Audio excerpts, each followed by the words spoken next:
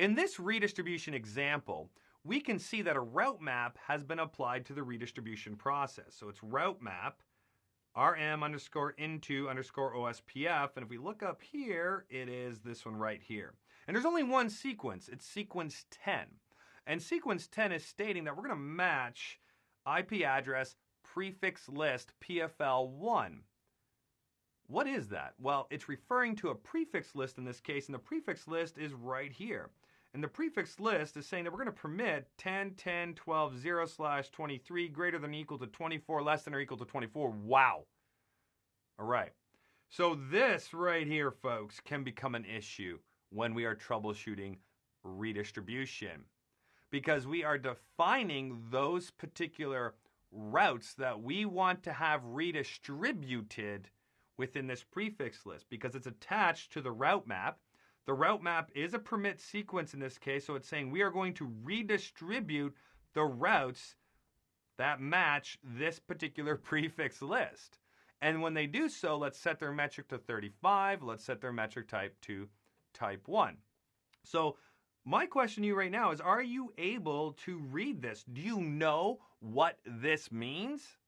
When I look at it, I see that we are going to redistribute the 10, 10, 12, 0/24 route and the 10, 10, 13, 0/24 route. That's what that means to me. That's what it means to me.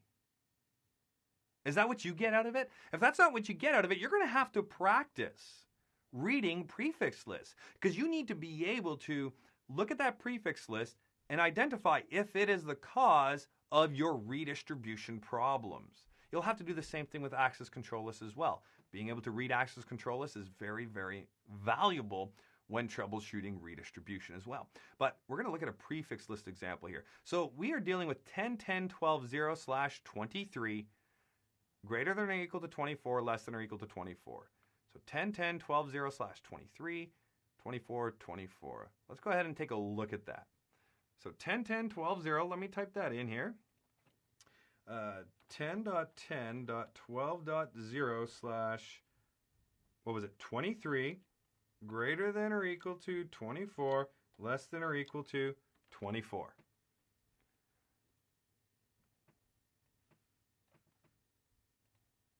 All right. What does that even mean? Well, let's walk through this chart together. Let's make sure we understand exactly what is going on. Is there a GE or an LE? Is there, folks? Is there a GE or an LE? Yeah, there is. There's actually both in this particular case. So GE 24, LE 24. So if there's not a GE or a LE, then it means look for an exact match of the subnet mask. So if there's no GE or LE, then it's going to look for specifically 10, 10, 12, 0/23. But that's not what's happening in this case. In this case, it's looking like we are going to be doing some conversion. We are going to convert the slash notation. What is that slash notation? Well, it is a subnet mask. But hold on a second. If you have a GE or LE, it is no longer represented as a subnet mask. It's represented as a what? As a wildcard mask.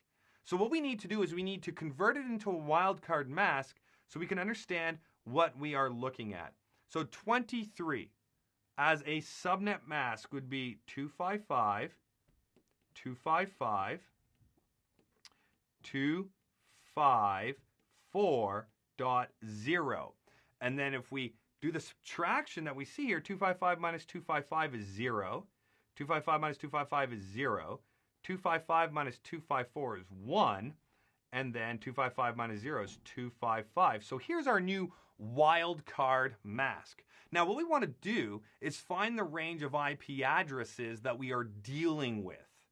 So what we do is we take our address that was 10.10.12.0 and we put that over top of our wildcard mask.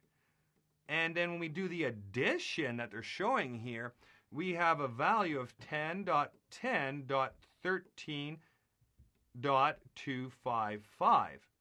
So this is the very first IP address now in our range. And this is our very last IP address within our range. So we specified a range of values here. Now we identify the range of subnet masks. Now in this case it says GE24LE24. That means the subnet mask has to be greater than or equal to 24 or less than or equal to 24. That means the subnet mask has to be exactly, in this case, 24. So let's write that in. Our subnet mask is going to be 24 no matter what. And then when we put it all together, we have a complete understanding of what is going on now. So is it a permitted or a deny? If I recall correctly, we were dealing with a permit sequence. So we're permitting addresses from 10.10.12.0 to 10.10.13.255, and they're going to have a subnet mask of /24. That's what they're going to need, a subnet mask of /24. So when I now go back and examine the topology, do we have anything with 10.10.12.0 through 10.10.13.255 with a subnet mask of /24? I do. I have two routes like that. I have this route here, 10.10.12.0 /24 and 10.10.13.0 /24. So using that prefix list right there, coupled with the route map right there that has been applied to my redistribute command, I'm able to successfully only redistribute these two routes. But without having the ability to read a prefix list, you will not be able to troubleshoot the prefix list as being the issue. So for example, if this had been listed as 24 instead of 23, so right here, if this was 24 instead of 23, that would completely change what would be redistributed. Completely change. Because now, when we convert that /24 to our subnet, our wildcard mask, we'd have 000.255. So our range is now 10.10.12.0 through 10.10.12.255. Well, I would only have one route here that would qualify, and that would be 10.10.12.0 /24. So you have to be able to identify if this value is correct, are these values correct, in order to make sure that the prefix list is not the issue of your redistribution problems.